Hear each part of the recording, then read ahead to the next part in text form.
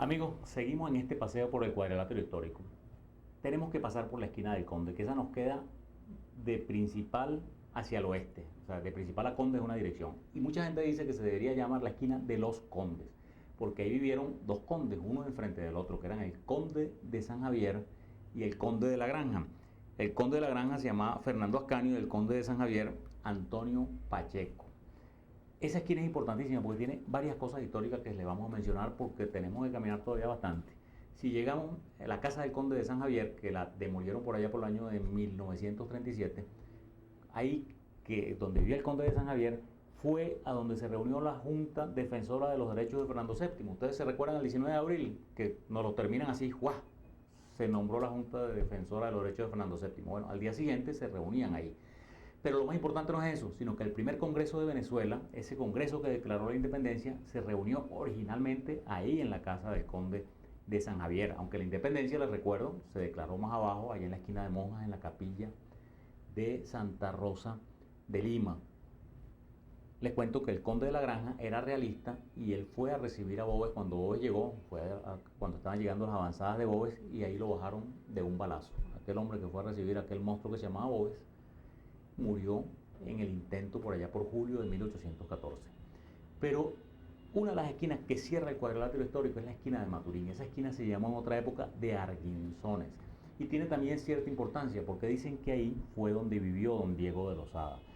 Esa esquina, hoy en día hay un edificio que se llama Diego de Lozada, ahí se los muestro, y eso es un barranco para abajo. Por eso es que dicen que ahí pudo haber vivido Diego de Lozada. Eso parece que es relativamente improbable porque Diego de Lozada pasó 2 años por aquí y moviéndose mucho, viajando por Mariche, fundando Caraballeda, etcétera. Pero dicen que ahí quedó su casa porque era un sitio muy estratégico, porque la quebrada de Catuche está llena de barrancos. La quebrada de Catuche se llama así por las catuchas o los catuches, que son los guanábanos. O sea, eso estaba lleno de guanábanos. Entonces eso le dio el nombre a la quebrada. Y más arriba había un guanábano que era famosísimo, que era súper frondoso, porque la mayoría de los árboles frutuales los mandaron a tumbar allá por el año de 1700 y algo, el gobernador Cañas y Merino, pero quedó o nació de luego un guanábano famosísimo más arribita. Entonces, cuando la época de Guzmán Blanco, que ya lo hemos mencionado varias veces, el padre de Guzmán Blanco, Antonio Leocadio Guzmán, se mudó por ahí más arribita, a lo que después se llamó el Callejón 9 de Febrero. Pero el hombre tenía que ir a su casa pasando por el puente de Carlos III. Ese puente es una belleza de puente, ahí se los muestro, queda de Dos Pilitas a Portillo, justo en esa calle donde queda el puente, quedó la casa de ese personaje que ya mencionamos, José Tomás Boves. Cuando José Tomás Boves llega a Caracas en julio de 1814, vive en esa casa que les estoy mostrando. Está remodeladita, es un caserón, véanlo ahí, es una casa inmensa, una fachada gigantesca. Y detrás de la casa también pasa un pedacito de quebrada. Me cuenta mi papá, que en esa época era niño, estamos hablando de los años 20, que ellos se metían en la casa por la quebrada a comer guayabas que había atrás y que ahí había grillos que yo no sé si los puso Boves o no, pero lo que sí podemos estar seguros es que los utilizó seguramente Boves, que era un hombre tan cruel. Bueno, a lo mejor desayunándose, bueno, se deleitaba fusilando a algunas personas ahí. Entonces quedó la conseja de que esa era una casa maldita, que esa era una casa que había espantos, que se oían voces, que había no sé cuánto, y nadie la quiso comprar. Y esa casa estuvo deshabitada por años, hasta que por esa época que les estoy hablando, pues en los años 20, una familia Gabaldón la compró, la remodeló. Esa fachada que tiene de piedras ahí no era la fachada original, esa fue de esa remodelación, y se mudaron ahí. Y miren, amigos, no había pasado un mes o dos y al señor de la casa le dio una cosa y se murió. Entonces desocuparon la casa y se fueron. Pero ahí abajito, pues como le digo, queda el puente Carlos III, que era el camino que tenía que seguir Antonio Leocadio Guzmán para venir a la ciudad, era el camino más expedito. Entonces su hijo, que era el presidente de la República, es el presidente que más nos ha gobernado después de Gómez. Él nos ha gobernado 14 años, 7 del septenio, 5 del quinquenio y 2 de la aclamación. Es el segundo que más nos ha gobernado, pero creo que pronto va a ser el tercero. Antonio Guzmán Blanco construyó un puente para llegar a la casa de su papá, que era una mansión que quedaba en ese callejón 9 de febrero. Y ese puente, por supuesto, se llamó el Guanábano porque ahí estaba ese bellísimo guanábano, ese frondoso guanábano. Ese puente comenzó a adquirir una popularidad que ustedes no se imaginan. Porque entonces los caraqueños, cuando estaban frustraditos y tenían algún despecho o algún problema económico, iban por el puente y ¡guau!, se lanzaban por ahí y se suicidaban. Que hubo hasta quien lo llamó la pólvora del pobre. Como la gente humilde no tenía un revólver para para hacer eso. Entonces iban para el puente y se lanzaban. Y fue tan popular que hubo que ponerle vigilancia al puente para evitar que alguien se lanzara o para tratar de evitarlo, porque yo creo que eso es dificilísimo. Cuando alguien está decidido a zumbarse, es dificilísimo detenerlo. Carmen Clemente Travieso dice en su libro que ahí se lanzaron más de 2000 personas para suicidarse. Y echa un cuento que les digo, a mí me causó, discúlpenme pues la parte sarcástica, pero me causó muchísima gracia, de un polaco, que eso llegó a tener fama internacional, y se vino el hombre de Polonia, llegó a Caracas en barco, subió a Caracas en tren, y en vez de vivirse en un hotel o alguna cosa, no, ni a comerse algo, él fue al puente de Guanabana y se lanzó. Entonces ese puente originalmente, se los muestro ahí, era de tablitas. Hoy en día lo han cambiado todo, pues es la avenida Baral, una cosa que tiene, qué sé yo, 8 canales.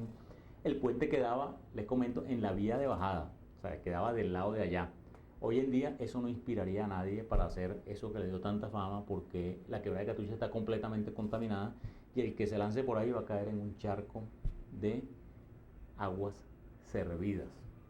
Entonces, bueno, pero esa es la historia del puente El Guanábano. Pero vamos a pasear un poquitico por fuera de la ciudad, vamos a movernos a otro sitio, más bien digamos a la Candelaria, vamos a pasar por la esquina de las Ánimas. La esquina de las Ánimas es interesantísima. Si nos paramos por allá por donde estamos en Carmelita, Santa Capilla, Veroes, Ibarra, seguimos caminando por allá y vamos a llegar a una esquina que se llama la esquina, o que se llama la esquina de las Ánimas, y que yo creo que hoy con más razón que antes. Esa esquina de las Ánimas se llamó así porque parece que en esa época, que eso estaba medio en las afueras de la ciudad, oían rezos, oían cosas, entonces la gente salía a ver qué era, y cuentan que una vez vieron a una gente vestida de blanco con antorchas rezando y no sé qué. Entonces pensaron que eran las ánimas del purgatorio. De las ánimas del purgatorio hay algo muy interesante que decir. Yo recuerdo de niño que a mí me enseñaron que rezándole 3 Ave Marías a las ánimas, uno se despertaba a la hora que quería.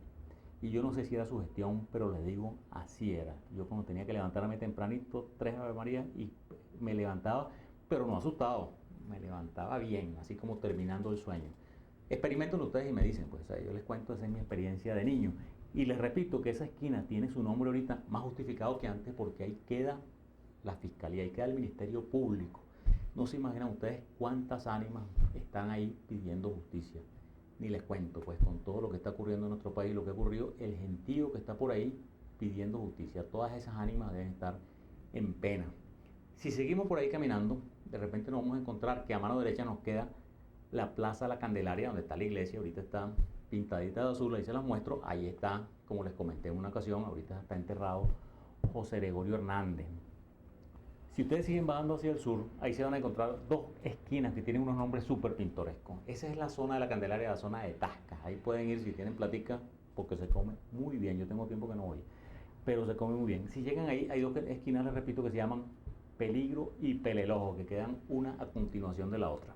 La esquina de Peligro, dicen muchos autores que se llama así porque era una zona peligrosa que quedaba en las afueras de la ciudad.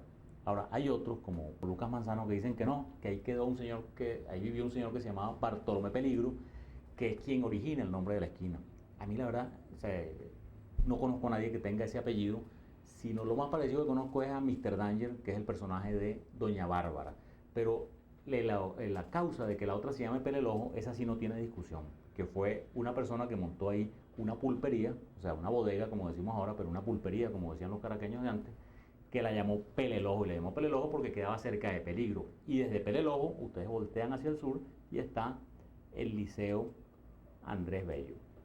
Bueno, amigos, nos quedan muchísimas esquinas de qué hablar. Así que, amigos míos, muchísimas gracias. Vamos ahora a nuestra acostumbrada sesión Educando a nuestros padres.